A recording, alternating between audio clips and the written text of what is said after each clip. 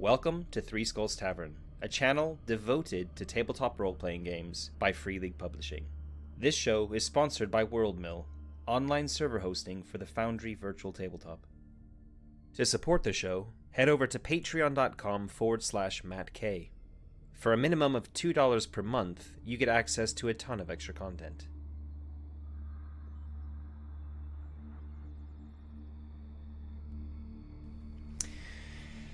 Okay, hello. Welcome to not another episode of the Forbidden Lands solo campaign that I'll be starting next week, hopefully. But instead something a little different. And this is just to kind of fill in a stopgap for the campaign so that we don't have 2 weeks on the trot where nothing's happening. And I thought it basically would be kind of interesting to talk about the big cliffhanger that finished in episode 7. And also do a bit of a Q&A for the campaign if anybody had any questions. So the reason, first of all, for 2 weeks of gap is basically just a double whammy of me being sick. I had a bacterial infection for a week and a half. Was on antibiotics and stuff, and yeah, that interfered obviously with being able to record. And then there was family birthdays. So my wife and my son both had birthdays last week, and then my day job work has picked up. So there's just been a lot of stuff happening all at once, and it just means there's been very little time to do recording. That's kind of a good thing because I had made a plan at the end of episode 7 for how I thought things should go, which I said in episode 7, but I hadn't gotten around to actually recording anything yet. And based on some of the feedback I'd had and some of the comments in YouTube videos, or on that YouTube video specifically, I've decided to basically change the direction I was going to be going. And in fact, I have recorded episode 8 today. I had time today. I recorded episode 8, so that's done and finished. So I'm not going to spoil anything, but I do know the direction things are going. And if you've read the comments from episode 7, you'll have a very good idea on how I'm changing things.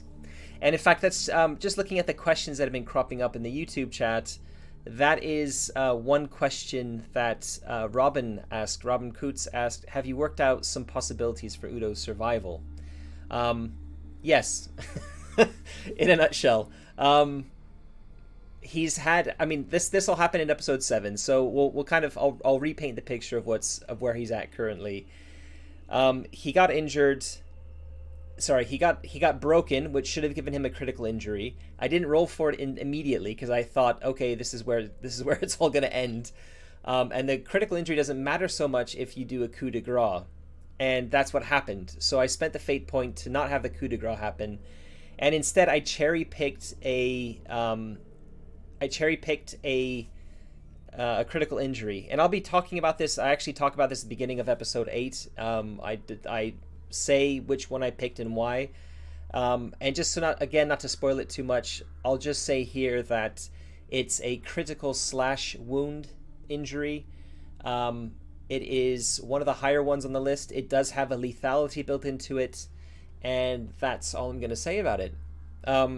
So yeah, that's basically one thing I just wanted to kind of clear up. Again, this will be happening. I'll be mentioning and talking about this a little bit at the start of episode 8 anyway. But yeah, if anybody has any questions around that, feel free to start dropping them in the chat. By the way, if you're watching this after the event, after the Q&A, and you've got some questions to ask about the campaign, feel free to pop them in the comments for this video, and I'll absolutely answer them, usually within a few hours, if not within a day. I get alerts for all my YouTube comments on my phone because I'm not big enough that I'm getting constantly pinged or anything. I look forward to the comments. So if you do have any other questions that you missed out on, feel free to drop them in. Okay, so I'm going to head over to the chat and just read through some of the questions that have been cropping up. So we've addressed one of them already from Robin about working out the possibilities for Udo's survival. What's the meaning of life? Fenhorn already answered that with the classic 42. Attila's asked, when am I going to have my first guest? Now, this is something I'm planning on doing with my next solo campaign, which is going to be the One Ring. And I'm planning on starting recording that probably in the new year. So there'll be a break happening with this channel around Christmas time.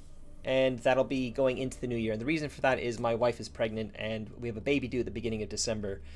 So it's the baby number 2 as well, so it's going to be a little bit more hands-on than baby number 1, as everyone is telling me. And yeah, there's going to be a period where I'm not going to be able to record anything. I'm probably not going to be able to remember which day it is, etc. So once that initial phase is has kind of phased out, then I'll be looking at starting the One Ring. So this campaign, I kind of have in mind an idea to end season 1 of it around the end of November, around November sometime. So if it doesn't come to a natural conclusion, then I'll be trying to build in some sort of a cliffhanger or some sort of like typical season ending thing so that it ends at that time. But yeah, basically I'm kind of talking around the subject, which is what Attila asked, which is guests on. And one thing I really wanted to do for my next campaign, the One Ring, is to actually play it as a solo campaign, but to bring guests in and record with one guest. So there'd basically be a 2-player co-op like what I'm doing with Tony in Twilight 2000, and have a guest on every now and again. And that I'm still figuring out exactly how I want to do it with the One Ring. The idea is I'm either going to play a ranger or a Bjorning, because they're the types of characters who are relatively fit within the lore of Middle Earth for kind of wandering around on their own, and they'll come across different people as they're in their travels, and those people will join them for a time. And that's the idea. I've already got a bunch of people figured out that are going to join. I think almost all of them are going to be new faces to this channel, so I'm quite excited about that. But I'm not planning on doing that with the Forbidden Lands game. So this game, maybe for season 2, but for season 1, there's some logistical hurdles that need to be jumped through. I haven't started the ball rolling with that, and I've only got a few more months to record. So never say never, but I'm not planning on doing it for this season. Attila, thanks for the question. Next question is from Astonata, or Tony from Twilight 2000. What's the best way to start playing solo? I mean, I talk a little bit about this at the start of my for the session 0 for this video, or for this campaign, I should say. But really, and in fact, there is also a solo roundtable that I recorded last year, around November, I think, off the top of my head. And in that solo roundtable, I had a bunch of quite big names in the solo scene, including Taina Pigeon, who's the author of Mythic GM Emulator. And that was one of the questions that came up was, what's the best way to start playing solo if you've never done it before? And the overwhelming advice was, if you're an experienced role player already, the easiest way to get into it is to pick a system that you're already familiar with, and then hopefully there will be a solo engine that you can use with it. If not, find a solo community, and you can ask me in the comments or in the chat if I can recommend specific ones. I am in a bunch of solo communities. I absolutely can recommend some. But find a solo community, ask for tips on how to solo that system, and then implement it. Because when you're soloing something, if you're picking a new game, you have to think about the mechanics for that game and how they interact. You're going to be looking up a lot of rules. You're going to be looking up how things work mechanically, as well as trying to figure out how the whole solo thing works. So if you're an experienced role player, then it's always easiest to start with something that is familiar. If you're new to role-playing, then the advice I would give would be to play a game that has solo roleplay built into it. Ironsworn would be the absolute #1 recommendation that I would give, because Ironsworn has some just brilliant advice around how to play role-playing games generally. You can automatically start adding people to it to play in a co-op mode, to play in GM-less mode, or to play in what's called guided mode, which we have like basically a game master. And the whole game is built around solo play. So if you've never played a role-playing game before and you're coming new to it, I would recommend starting with Ironsworn, and then take it from there. I'm playing Forbidden Lands solo because this channel is devoted to the Year Zero engine, and this is a popular game. It's a game I really enjoy playing, and yeah, and it's fantasy. I love fantasy games. I'm actually working on a game called Pitchfork. I've been working on it for a while now, and I have made the decision to build solo play into that at its core. You can still play in other modes as well, but solo play will be there from the beginning. And when that's finished, my hope is that people could also pick that game up as their first ever solo role-playing game to play. Okay. I'm going to go to the next question then.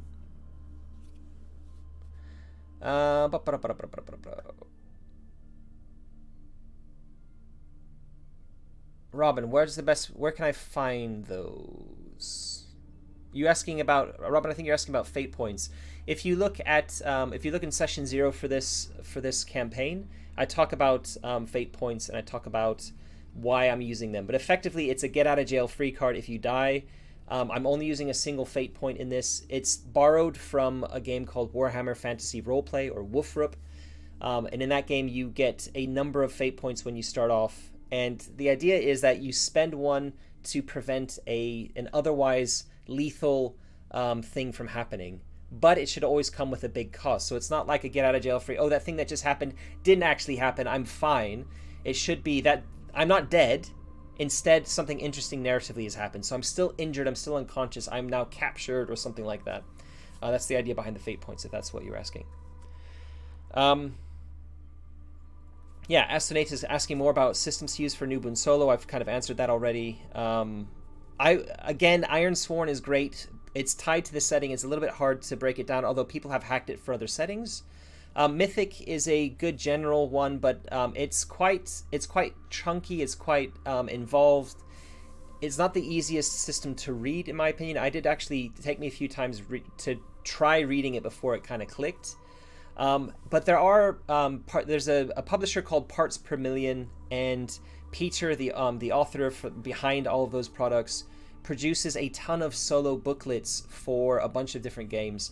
In fact, he's written the game, or the supplement, called Forbidden Hero, which is the solo supplement here for Forbidden Lands, and is what I'm using to play my solo campaign. I've added a bunch of other stuff to it as well, but really the core Oracle thing is from Forbidden Hero. So I would recommend looking at his products, really, if possible. Astonata also asks, would it be possible to play a solo game with no combat? Yeah.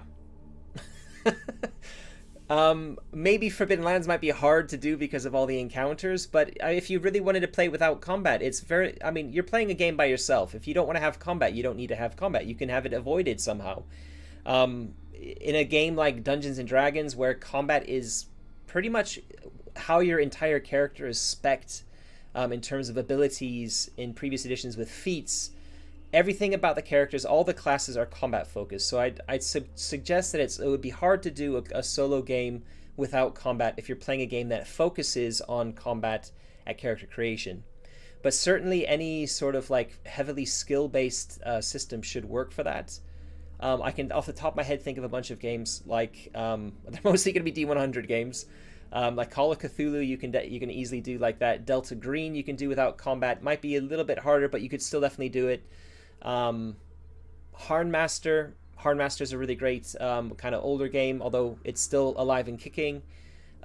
It's like a medieval fantasy simulate. It's kind of like a slice of medieval life, but in a fantasy setting.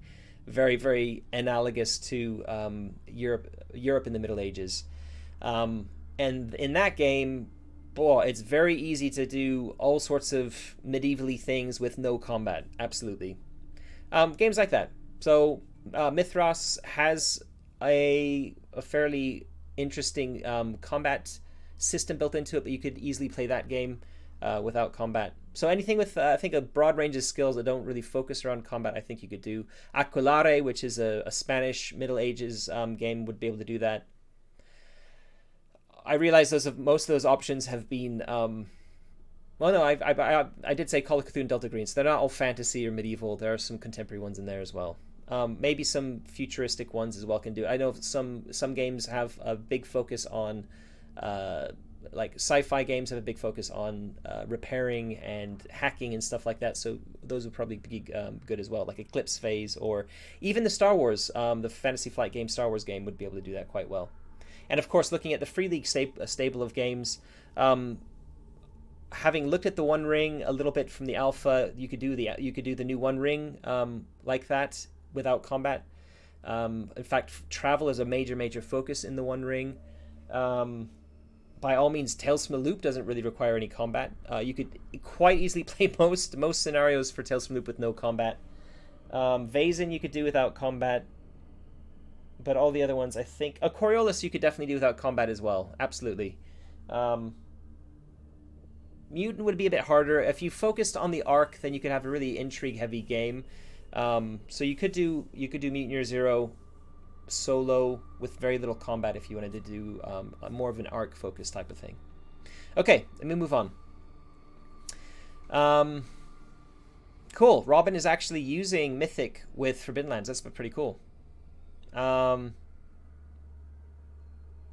got a bunch of congrats, I guess, for the baby. Just getting to those comments now. Question from Corey Mayo. Do you have any interest in doing a Starforged campaign when the full version releases? It probably won't be on this channel. This channel is devoted to Free League's games, but I have kickstarted. I spent a very, very big chunk of money on Starforged. I'm getting everything offset shipped to me here in Germany, so I will be getting all of the content from Starforged, and I will be playing it. Absolutely. I'm not going to be necessarily streaming it, or I won't be doing it here anyway. But yeah, I'm very excited about Starforged. I've looked at the alpha, a previous alpha version of it to play with my home group, which hasn't unfortunately materialized as a co-op game. Anyway, Starforged, I'm very excited about it. It touches in on all the sci-fi tropes that I really like Firefly, and anyway. Yes, very excited about Starforged. By the way, Starforged is the sequel to Ironsworn, which I was talking about before. So Starforged, everything I was saying about Ironsworn is applicable to Starforged. Starforged is actually a sci-fi version of Ironsworn. So yeah. Anyway, so once that's released, that's going to be a great option as well to play solo for people new to solo.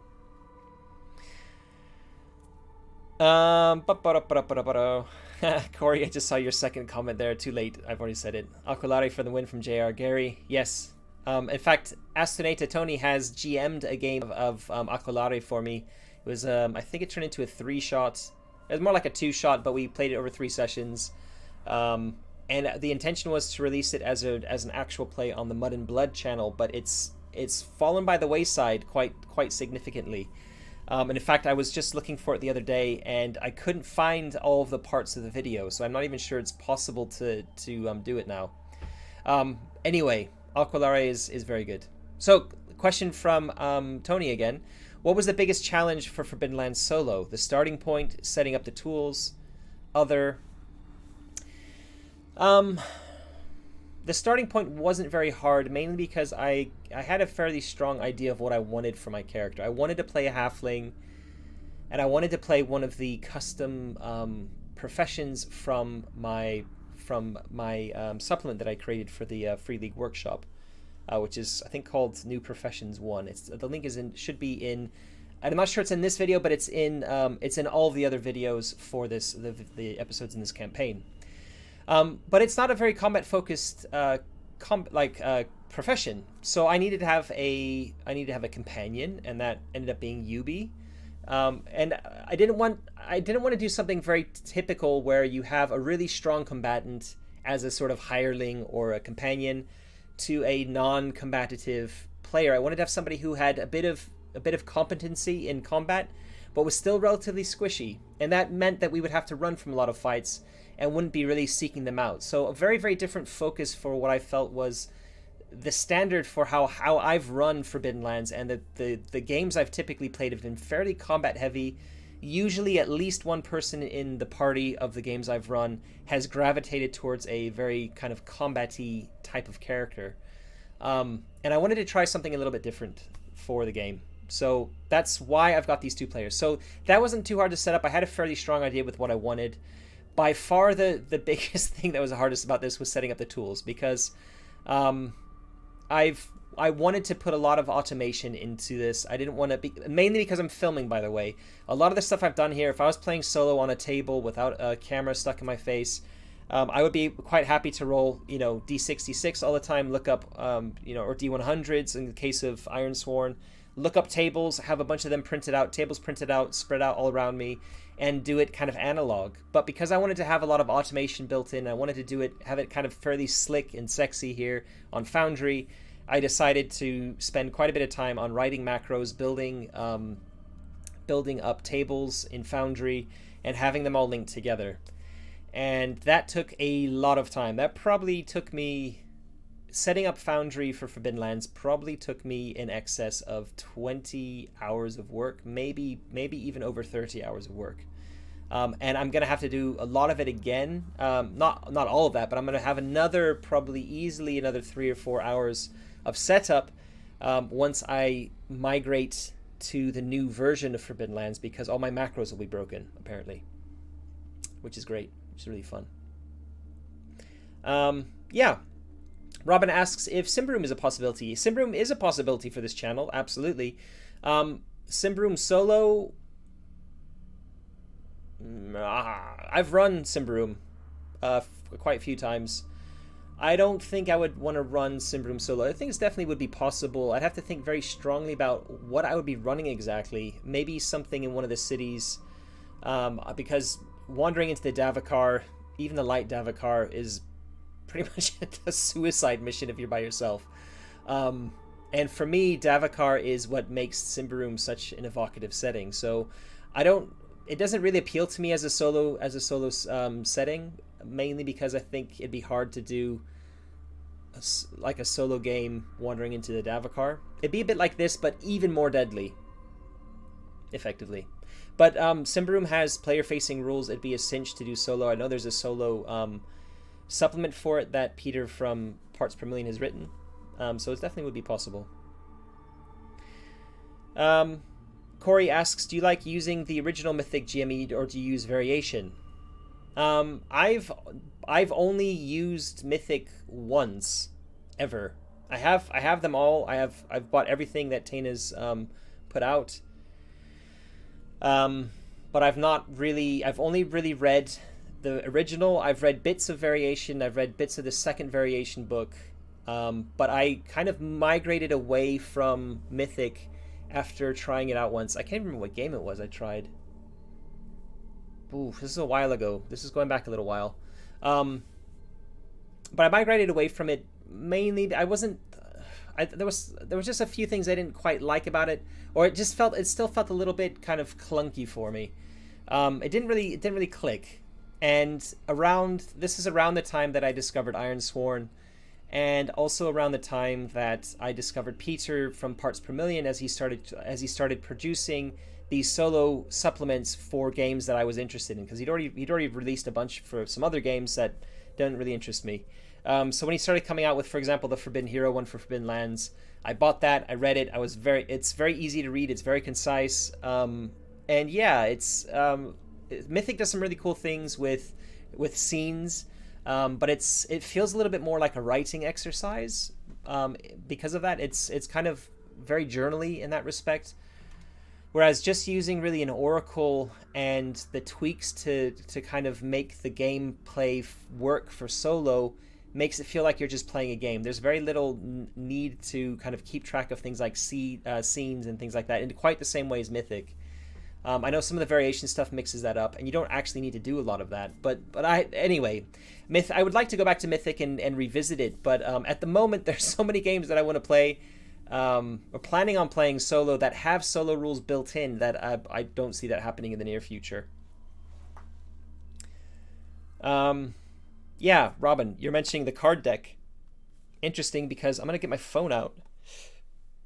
I have the digital version of the card deck for variations on my phone. I wonder if this is actually going to show up on the video. We'll try it anyway. It's an app called Custom Image Dice. And yeah, this is what it looks like.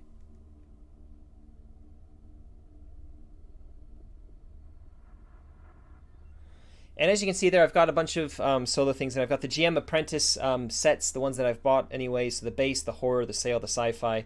Then I have the Mythic Adventure Crafter deck in there, and I have the Mythic GME card deck. So if I go to the Mythic GME card deck, click on it, I basically get this, and I can click here on draw in the middle here, and it's redrawing. It also will randomly flip it, the orientation as well. So yeah, if I did do Mythic, I've bought the digital version of that card deck. I've loaded it into this app, and it works really well. So if I was ever to play Mythic again, I think I would probably use the card deck, and I would use the digital version here. Yeah, Corey's saying too many games with solo rules built in is a problem you want to have, and I agree. Mythic, going back even sort of 5 years, 3-4 years ago, even maybe, not so far back, there were very, very few solo engines. There was Mythic was the big one. Then you had UNE and all the other stuff that Zach had created, like a whole suite of kind of, I think they're all free as well, for these free solo engines. And there were some smaller indie ones that had been out. And then it really started exploding. I have the feeling, I know there were some people doing some stuff in the indie scene for quite a while before, including Jammy, where they were experimenting with a lot of GM-less stuff. But really the solo boom happened with the pandemic, as people were, isolated and wanted to keep playing. And that's really when I've started seeing a lot more interest. Once there's interest, then there's a lot more output as well from creators. So, yeah. Astonata, where do you think this boom for solo games came? Yeah, just answered that. The current boom is because of the pandemic. I think there always was a hardcore, like I was in the Lone Wolf Google Plus community group back in the day when Google Plus still existed. So going back maybe like 3-ish years ago now when it closed. I had barely done any. I can't remember if I'd actually even done anything solo back then, other than maybe choose your own adventure game books. But there was a fairly sizable core group of solo gamers, but it wasn't nearly like, it was a fraction of what it is today. The Lone Wolf Reddit and Discord group are absolutely massive today. There are a bunch of I'm pretty active in the Discord group, and there's a bunch of new people coming into it all the time, asking for advice. It's just incredible. Like, there's just a ton of people coming into solo role playing, and these are just the communities, right? So you've got to seek those communities out. So there's gonna be a bunch of people playing these games that aren't seeking out communities. They're just getting the solo books, reading them, and playing. It's huge. I mean, it's become a huge thing, definitely. Corey, outside of videos you do for your channel, do you prefer analog or digital? I prefer analog. Solo too, I think, actually prefer analog, just because there's some great massive pressures when you're recording, and the reason I'm doing digital with solo now is because I'm recording. If I wasn't recording, I would be doing it analog for sure. In fact, I played Dark Fort, which I'm not sure if it's even actually available, but I kickstarted Merkborg. And one of the rewards for that was a little pamphlet called Dark Fort, which is what Merkborg stands for in Swedish, and it was the kind of prototype or the predecessor to Merkborg, and it was a solo dungeon crawler, and it's like a pamphlet. And I played that on the pamphlet. I got, like, I think as a backer, I got like 3 or 4 different pamphlets printed that were included. And so I used one, like, it's got a map thing on the back of it, so the intention is to actually fill it out as you're playing. And I had a lot of fun with that as an analog game. I role play with my son, who's just turned 6, and he and I do stuff analog. Like, I love rolling dice with him. I love trying to figure things out. I have a ton of Rory's story cubes as well, which are a great kind of visual oracle to use with role-playing games. Can highly recommend them, actually. So that's something we use as well when we play, and we have very tactile character sheets that I've created for the games that we play. So I really love analog, and I love meeting up with friends and, drinking beer, eating junk food, and rolling proper dice, and having a good chat with people, like with friends. So analog is great. You can still have the good chats and stuff. You can still meet with people digitally, of course, but it's not quite the same. And there's often a barrier. I work in IT, so a lot of the kind of digital stuff I don't see as a barrier to entry. If I don't understand it, I'll learn it, and it won't take me too long to figure it out. or to ask people for some help to figure it out on my own. But I play with a lot of people who are not so IT savvy, and it is a real like a real barrier to entry. Like my home group, we don't play on Foundry because one of our players doesn't have anything that he could play Foundry on. He has an iPad and an iPhone, but he doesn't have like a laptop or anything else. And although you could technically run Foundry on an iPad, it's yeah, I'm not actually sure you can. You could probably watch it and you could probably scroll around and stuff, but it's not really built to support that, at least not yet. And so we do a lot of theater of the mind stuff, and we roll physical dice. So yeah, it's almost like analog. But anyway, I definitely prefer analog personally, but I'm absolutely happy to get into digital. I spent a lot of time with digital tools, but I do personally prefer analog.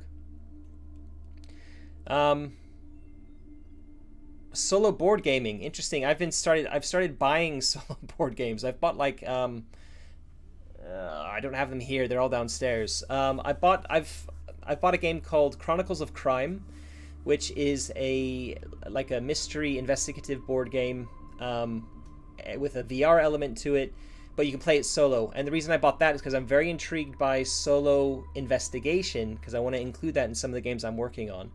And there isn't a lot of that in the tabletop role-playing space. And as a game maker myself, as a game designer myself, it can be dangerous to just look at other tabletop role-playing games, especially similar ones, and just kind of like mimic what they're doing. I'm already kind of doing that by sticking with the Year Zero engine, so I'm looking at innovating in other ways. And one area that there's a ton of ways to innovate for role-playing games is the board game space, because board games have been producing solo modes for their games for a very long time, for at least I think probably 5 to 10 years. It's started creeping in. Almost every new big board game you see nowadays has a solo mode built into it now, and there's a lot to learn from it.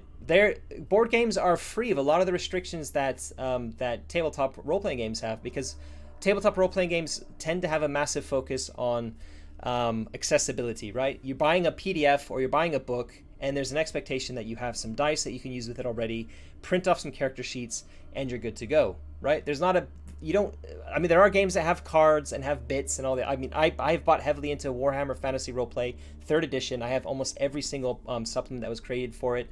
So I understand hybrid games that are basically a little bit like a tabletop role-playing game and a little bit like a board game kind of smashed together. And a lot of games have cards. Forbidden Lands has cards, right? You've got cards for initiative. You've got cards for the advanced combat rules. Mutant Year Zero is kind of like a hybrid board game. It has even the map comes with these like little tokens that you can kind of stick on it and stuff. Twilight 2000 is kind of like a hybrid sort of board game if you want to look at it like that. So I just think that there's a lot of cool stuff happening in the board game space, and I'm not sure that tabletop role-playing game designers necessarily look at that very much for inspiration. So it's something I've started buying into. I just haven't had any time to actually play any of it yet. So yeah, one day. Maybe when the baby comes along and I've got some time on my hands. I'm not gonna have any time on my hands. I don't know. I'm just collecting more games. Story of my life, really. Cool. Corey's using story cubes for cool that you're using them for your game. Yeah, you can really get some that make no sense, right? You'd have to, in my opinion, like I have a bunch of different cubes from different genres and things, and they're all whacked into a big bag, a cloth bag, and you can pick out some really crazy zany things because you get some like galactic stuff mixed with some like fairy tale stuff mixed with some contemporary stuff, and it's just like, how do you make all that work together? So I think you'd have to be pretty strict if using them to on the themes of the dice you're using, if you have a lot. But yeah, they're good for kids, because with kids games you can definitely cross genres and do all sorts of cool stuff, and I've done that with my son. It's been a lot of fun. Or play a game like Star Wars, where you pull something out that seems kind of like play far in the future enough, or play in a setting that's so far in the future that there are planets that are relatively primitive, and that can kind of tie into your narrative like that as well. Attila, would you play a board game on Three Skulls Tavern? If it's Free League. And there are 2 Free League board games. currently Crusader Kings, which I wouldn't play, and Tales from the Loop. Tales from the Loop, I was a Kickstarter backer for that. I've bought it. I'm going to be getting an analog copy of it. There's also a Tabletop Simulator version of it, and I think they're still supporting it. So yeah, if there's a digital version of that can be played solo. In fact, even if it's not played solo, I might even play like with some people on the channel potentially. This is really a tabletop role-playing game channel, so I don't know if I would do that because it's quite outside of my wheelhouse. I have a license for Tabletop Simulator, but I've barely used it, so I'm aware that there's like some usability issues, like a big learning curve I'm going to have to get over to be able to use that quite fluently, but it's possible, absolutely possible. Hi Neo Phoenix. If you got any questions, if anybody's joined recently, drop your questions in the chat. We're kind of over the 38-minute mark. I wanted to try and keep this to 30 minutes if I could, but this is a little bit different. So if there's some more questions that come up, I'm more than happy to keep talking. I think I'll set a hard limit at an hour, before it gets to an hour. But yeah, any more questions, drop them in. If we can try and maybe focus the discussion back to Forbidden Lands a little bit, because this is meant to be focused. I mean, it's cool to be talking about the solo stuff as well, because it's very applicable to what's happening here. But I'm just wondering if anybody has any questions specific to the campaign or to Forbidden Lands itself. Yeah. So, Radelk, do you feel like FLS, Free League or Forbidden Lands? Forbidden Lands, I guess, needs more random encounters. Not sure how much this affects solo play. This is a fairly common complaint, actually, for Forbidden Lands from people who have played long campaigns of, say, 20 episodes or 20 sessions or more, is that you start cycling through, you start getting repeat random encounters. And, in fact, it comes up often enough. I've been thinking about how I would do it differently if I was to do like a second edition of Forbidden Lands. And I have on my to-do list for workshop titles, I have basically an expansion that produces a huge number of extra random encounters. And there's a fair number of ways you could do this. If you look at the way it's done in Forbidden Lands, they have divvied up the random encounter table by terrain type. And then depending on what terrain you're in, you'll get a specific random encounter. And it's a D66 roll, which has 36 entries in it, right? So it's 6 by 6. And so when you roll that D66 roll, the first half of those, so 11 to 36, are nothing happens, no encounter happens. But then there's also different types of terrain, and basically, instead of having separate encounters that can happen in separate terrain types, there's some duplication, because it makes sense that some of these encounters could happen in a forest or could happen in the plains, etc. Some of them only make sense around a body of water, for example, like things to do with boats, etc. But I would do it a little bit differently. I would actually have a separate D66 table of encounters, so 36 different encounters for every single different terrain type, and therefore you would have a lot more variety in terms of what's happening.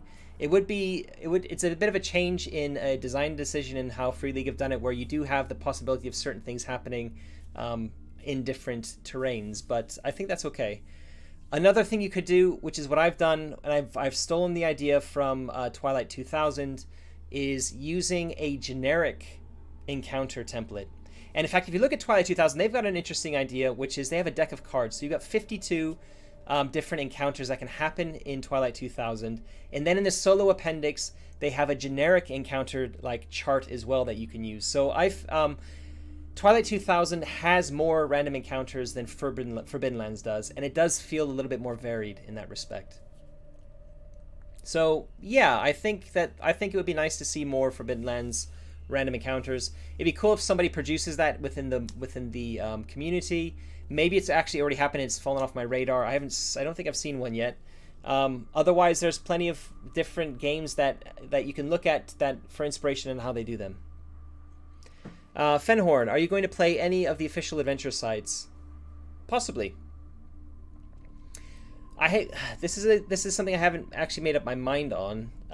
There is a possibility when I am rolling for a random encounter that there will be an adventure site, and I haven't come up with a way yet in terms of determining whether it's an official adventure site from either the core rulebook or Raven's Purge, or Spires of Quetzal. All of these games I have, by the way, or whether it would be. And I have them for Foundry. Other than Spires of Quetzal, I have them all in Foundry loaded up as well, so I could drop them in really, really easily.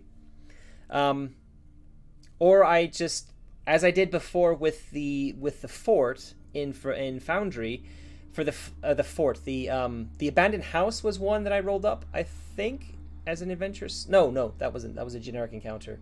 I rolled up an adventure site for the dwarves that were in this castle, right? I don't know. It's a hard one because for solo play, the official adventure sites are hard to read as a solo role player without giving away, some of the story of what's going on. It's a little bit of a challenge to do, and it's not really something that I'm that interested in trying to figure out, or time I'm that interested in spending to figure out for a solo game. I'm more interested in the improv, coming up with things. So.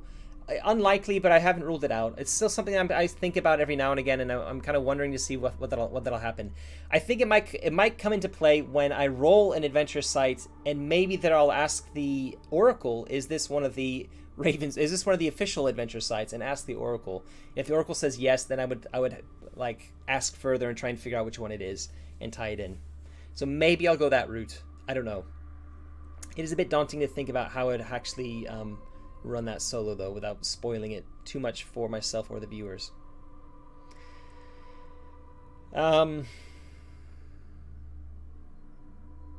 Yeah, so Fenhorn's talking also has just mentioned that Free League have mentioned that there's going to be potentially expansions in the works. I probably can't talk about it too much. I've also been in talks myself with Free League about potential expansions.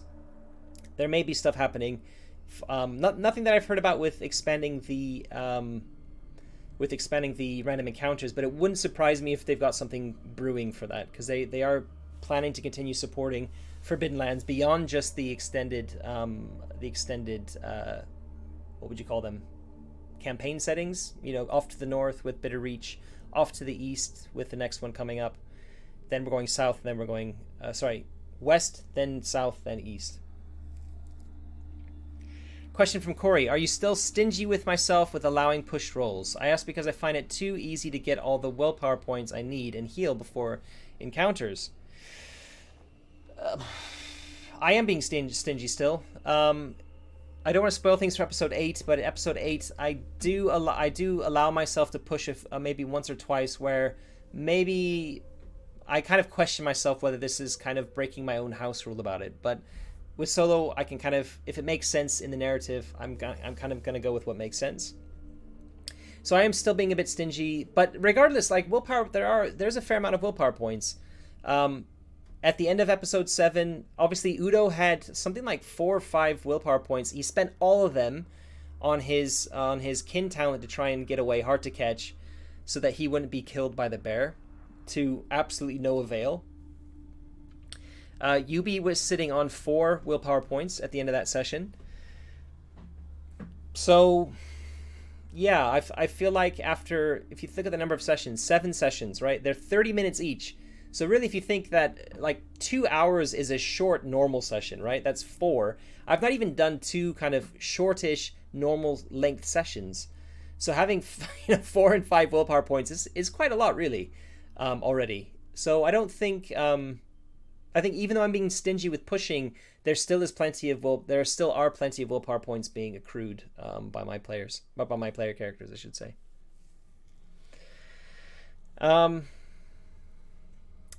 Yeah, they're going west. Sorry, to the Asleen lands, which is like basically like a demon wasteland. Gruldfar. Any chance Free League is planning something like the Birthright setting using their brilliant systems? I don't know the Birthright setting, so I can't comment on that. I have no idea. In terms of what Free League have lined up for new games that they're coming out with, other than the Cthulhu game. The Cthulhu game has been confirmed for a while. Hasn't been released yet. Anything else that hasn't been released or hasn't been announced yet, I have no idea what they're working on. So, maybe. Brad Elk, I've heard the willpower complaint a lot. People recommend less rolls and not to always allow a pushing. Yeah, it's a fairly common house rule that a lot of people have. I've seen across the communities, where you basically say that you don't push. I mean, I've talked about this during the campaign as well in various episodes. That the idea is, yeah, it says in the book that you shouldn't push on. I think it's called passive rolls, and the example given is you can't roll, like push a scouting roll, if somebody's sneaking up on you. If you're doing like an opposed scouting stealth roll, because how can you push yourself if you're not aware that somebody's there, right? So taking the passive idea a little bit further, in my head, a lot of the travel rolls are kind of take an entire quarter day, and it doesn't make a lot of sense. And it's from my own experience of running the game, it is a very common way that people push themselves to get willpower points, to build up willpower point pool fairly quickly. And it's kind of, I don't blame them really, but I did notice that a lot when I was running it, especially back in the beta and early on when I was running the game, that it kind of felt like people weren't doing it for in-game reasons. It was very meta and very, for me, kind of made broke the immersion of the game a little bit, because people were doing kind of silly things and really pushing at every opportunity. So this has been tidied up a little bit in some of the later versions of the rules as well, where it talks about you can only push if if you have a single success, you can only push the roll if further successes would give you some further benefit. So, for example, on a travel roll, I think this is where it's really aiming at it. You only need at least a single success on a lead the way roll, for example, to not have a mishap. So if you've rolled a single success and you push your roll to get more successes, there's no point, right? You shouldn't be allowed to do that. And those are the sort of places where people would sort of kind of be abusing the system to get more willpower points. All right. I don't see any more questions in the chat. So I think I might be putting a flag down here, unless one crops up in just a minute. Yeah, I think I'll be planting a flag here in this episode, this Q&A. Thanks for all the questions, everyone. This has been really interesting. I'm really happy to talk about this stuff. I might do another one later if we have another week where I haven't been able to record in time for it to be edited and out on time. I'll try and get, if that does happen, I'll try and maybe get an alert out a little bit earlier than I did today, so that people have time to think of and to even send some questions in. But yeah, I'm going to stop it here. So thanks everyone in the chat for coming, and thank you for watching. Again, if you've watched this after the event, by all means, you have some questions, by all means drop them into the comments below. Or you can always look at the ticker here at the bottom of the screen, where you can find all of my social media links. I'm on Discord every single day. I'm very active on Discord. So if you have any questions in Discord, if you have any questions you want to kind of engage with me in a back and forth discussion rather than like YouTube comments, Discord is the place to go. It's really good for that. And I'm very active in it. So yeah, thanks very much for watching, and catch you next time. Cheers.